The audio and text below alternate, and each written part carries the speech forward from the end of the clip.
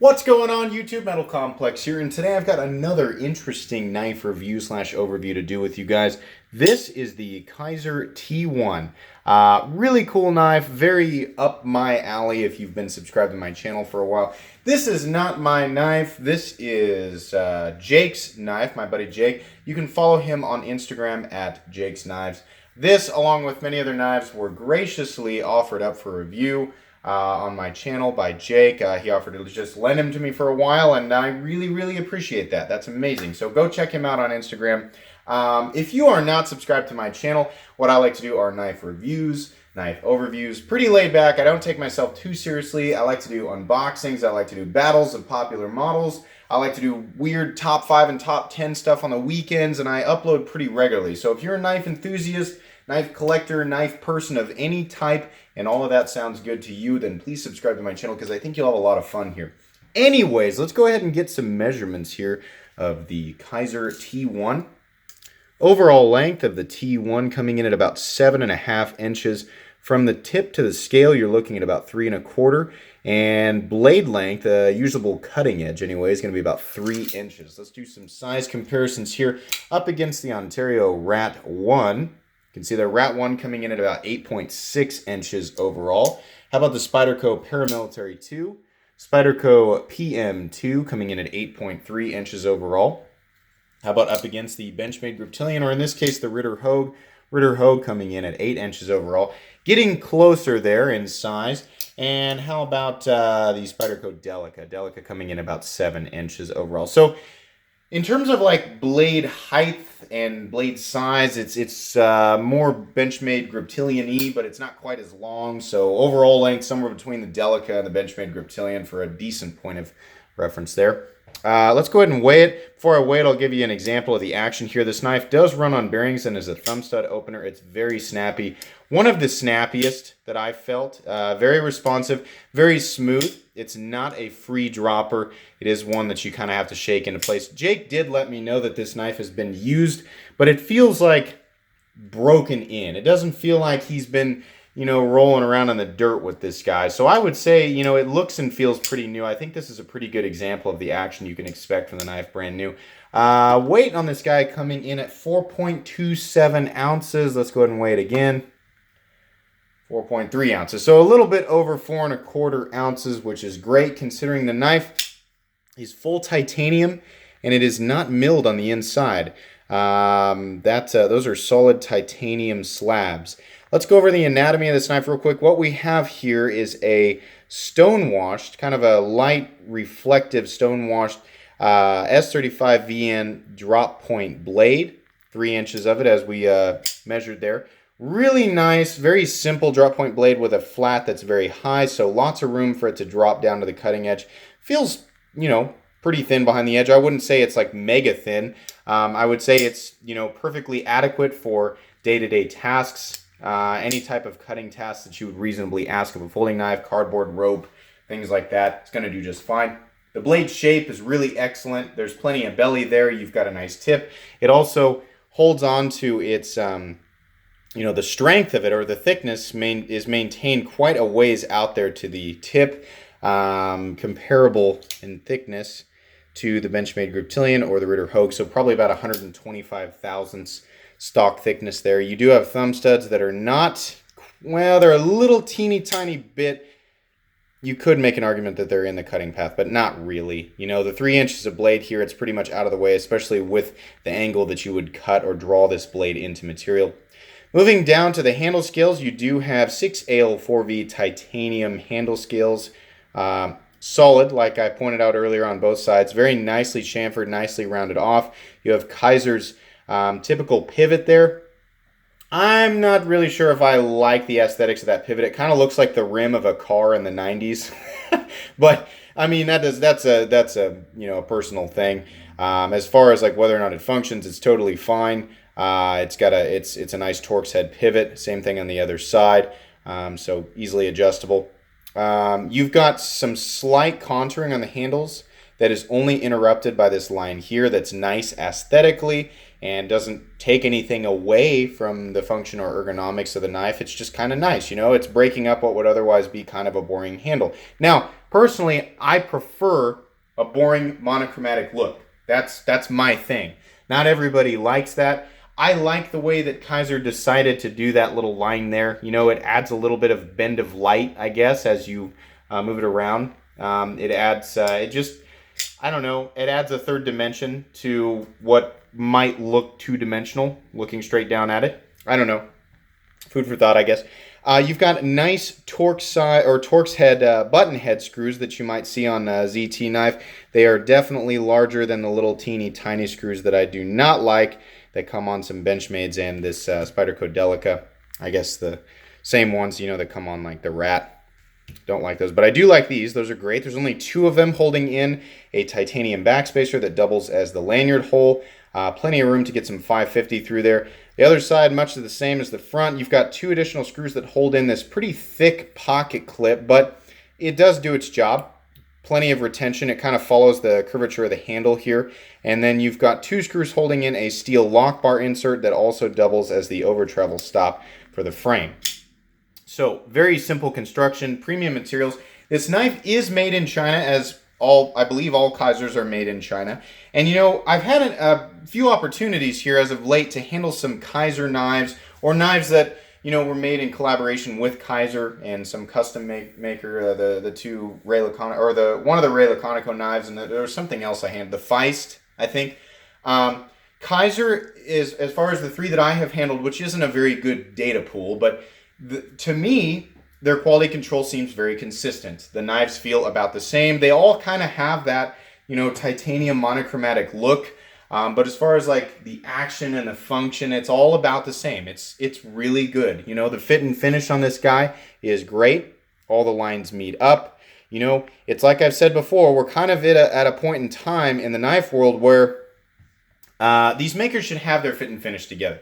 You know, if we're getting ridiculously good fit and finish on knives around the $50 mark, then knives well over $100 have no excuse. So, I mean, I'm still pointing that out, you know, just to say, hey, you know, if you're wondering, the fit and finish on this guy is excellent, but it should be. It's really painful to see a knife that's over $100 or honestly over $50 that has crappy fit and finish. You know, in this day and age, it really should have excellent fit and finish. So, sorry, I went off on a tangent there, but this knife runs $175, which I think is on point. We'll talk about that here in just a sec. Action, like I was talking about earlier, is excellent. This knife does not have a flipper tab. It does run on bearings. It feels similar to my experience with some of the Les George knives. It's not quite exactly the same, but it's kind of that in between. It's not quite like the hydraulic, as many people call the hydraulic action of a Chris Reeve knife, but it's also not like fall shutty like a Gen 6 XM18. It's in between there. The knife, the detent is tuned to the point where it's heavy enough to pull the blade in and keep it in position. The thumb stud in relationship to the pivot is in a good spot, and there's plenty of room to get the meat of your thumb in behind that thumb stud so that it deploys quickly. There's a nice snap, and it's really, you know, there's not a lot of guesswork here. When I picked this knife up, my plan with it, like I pointed out in the unboxing, was I should be able to pick that thing up and instinctively know exactly where to put my thumb to get it to deploy with no wrist, and that's exactly what happens. Thumb studs are similar to what you would see on a Benchmade Griptilian, and the knife honestly kind of feels like a smaller Benchmade Griptilian, you know? Handle's a little bit different shape, you know, not quite the same contouring and thickness. Blade is a little bit shorter, not quite the same shape, but it's kind of similar. You know, it's kind of got just a straightforward classic knife look. And so given all that and the fact that it's not a flipper, I figured, yeah, that should not feel foreign at all. And I was exactly right, that it doesn't feel foreign. It's very simple to get this to deploy. This is one of those knives where you don't really have enough room to get on the backside. You don't have enough room to get your whole finger and fingernail behind there, or to get enough leverage to do the reverse flick. So you get the meat of your finger underneath your fingernail behind that thumb stud, and then you can do the reverse flick that way. So it's more of like a sort of a shove with that middle finger back there, but you absolutely can do it. That last one was my fault. You absolutely can do it, no problem. The bearings help with that. It's just not going to be a fall shutty blade. There's not friction or anything like that. It's just kind of it's a tighter feeling, but it's very smooth, you know, no friction in there. This is a really, really well-made knife, and it's refreshing to see this, you know, because it's like I started to say, with Kizer, I wasn't 100% sure. You know, Kizer was around when that thing was happening where all of us were used to seeing really, really good knives come out of the United States, and China was still kind of a question. You know, we were seeing all the, you know, plenty of us have gone and looked at the clones and the weird stuff on DHgate and AliExpress, and, you know, we've seen all that stuff. And it's no secret that that stuff was not made as well as the stuff in the United States. They were using the TC4 grade 2. And I remember having an argument with somebody about TC4 and how it's actually grade 5 in China, how it's actually the same thing. It's not. It's like how, you know, there's an additional process to premium powder metallurgy steel versus the standard ingot version or standard, you know, whatever the standard version of it is. There's more of a refinement that goes into the grade 5 titanium, and then, you know, it's basically the applications that it was designed for. They had to take in a whole, you know, all of these different considerations to make it perfect for that application. Whereas TC4 is simply not made in a way that is as beneficial for a folding knife as grade 5 titanium. Now, truthfully, I think titanium on the whole is probably overkill for a folding knife. It helps justify the price. So I don't want to, you know, flare up an argument about that. But basically what I'm trying to say is that the stuff, you know, 3, 4, 5 years ago, a lot of the clone stuff, and still to this day, that's, you know, way cheaper, made by China on those websites, it's not nearly as good. And that put a sour taste in our mouths about, you know, knives that are made in China, especially since they're associated with clones. Now it's different, you know, and Kizer was kind of on that transitional line where it's like, wait a minute, so Kizer's a company that makes knives out of China, and they're using S35VN, they're using titanium, but they're expensive, so are they good? Are they, you know, what are they? You know, we weren't, at least me, I was kind of skeptical, like I wasn't 100% sure. And then, you know, people were like, yeah, they're pretty good. You know, these are pretty good knives. And then, you know, I don't know if We Knives was after that or before that. But then more and more companies started coming out making these amazing knives. And so now it's a lot more acceptable. Not everybody has accepted these knives.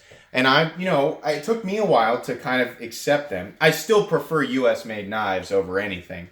But I've accepted them, and I don't have a problem paying money for them anymore. So Kizer was on that line. They, as far as I'm concerned, the 3 that I've handled, they do make a good product. As far as the internet's concerned, it's you know, their S35VN is heat treated well, or the premium steels that they use are done well.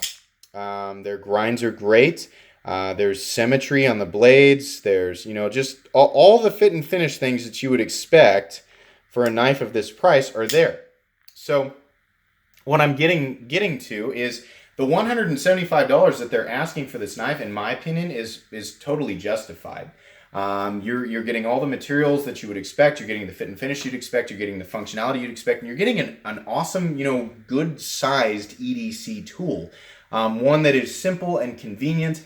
And just, you know, the whole design and concept is just great. You know, this and the Gemini are the 2 knives from Kizer that I was the most interested in. So when Jake told me to look through his stuff and see if there was anything that I was interested in looking at, this one jumped out at me, and I was like, I would really like to take a look at that because it's my style and it looks like a really good design. There are a couple of things that bother me, as is the case, honestly, with my own XM18 Harpoon Spanto that's got the smooth titanium scale. It's slippery. You know, on the XM, there's enough curvature in the primary choil and the forward choil, and there's jimping and stuff. There's enough to lock you into position. On this knife, there's less. So, I just feel like I'm a little bit less secure with this guy. I'm not saying I don't feel like it's secure at all. I'm saying it's just a little bit less secure in my hand. Not that big of a deal. That's kind of a nitpick, but something to be aware of. Also, the pocket clip is a little bit tall and a little bit thick. It does my hand is aware that it's there. It's not, I don't want to call it a hot spot. It's just, I'm aware that it's there, you know? So that's kind of a thing. I don't know. I just realized I said kind of a thing. I'm really like not 100% conscious all the time of when I mimic Nick Shabazz on this channel. I bring him up all the time. I'm always stealing lines from him, and I'm starting to like steal his mannerisms. I'm not trying to do that on purpose, but this is something to be aware of. You know, the pocket clip. I wish that it was just maybe a little bit shorter, or maybe had more of a, just a little bit of a bill or a swoop, you know, kind of how they do this on the Spider, because that's not the best example. The MXG deep carry clip is an example of one that's done really, really well. It's out of the way. It's not overly big. It's got a little bit of a kind of a swoop at the end to get over your pants pocket. This carries just fine. There's no issue with the pocket clip. It's just I'm more aware of that clip on this knife than I am the MXG deep carry clip on the Spyderco PM2. But honestly, that's about it. It's this knife is really easy to manipulate with one hand. I will point out this is a right hand tip up carry only knife. So lefties, sorry, and people who like tip down, that's just not an option for you. But anybody looking for a simple monochromatic design with good materials, just kind of straightforward, you know, it looks nice, gives you that joy of having something premium in your pocket, but at the same time it's just simple and without pomp and frill. The Kizer T1 is a really, really great knife. You get the feeling of having a full-size knife without it being this massive, like, cumbersome thing in your pocket. You know, I don't feel like the Shaman is too big for me, but look how much bigger the Shaman is than the Kizer T1. Now, I consider both of these knives full-size knives. You know, if we're looking at the cutting edge here between the Shaman and the Gemini, it's the same. You know, so you still get that feeling of carrying a full-size knife and a knife that feels solid. You know, I like that solid feeling of full unmilled titanium, but it's just not overly cumbersome. You know, here's the footprint in your pocket, fold it up. The Kizer's it's just a nice size knife, and you're getting everything that you'd want from a really nice knife. So, you know, I really enjoy this thing. It's absolutely going to go on my list of my most recommended knives that have ever passed through my hands on this channel. I think it's an excellent buy, excellent build. Jake, thank you again for letting me take a look at this. This is really cool. That's going to be pretty much it for today's video, guys. If you enjoyed this video, please leave a like. If you'd like to check out my other content, you know, I've got lots of videos of knives that are either expensive or inexpensive that I do or don't like. So please check those out. And if you enjoy all my content, then please subscribe to my channel because there is definitely more coming.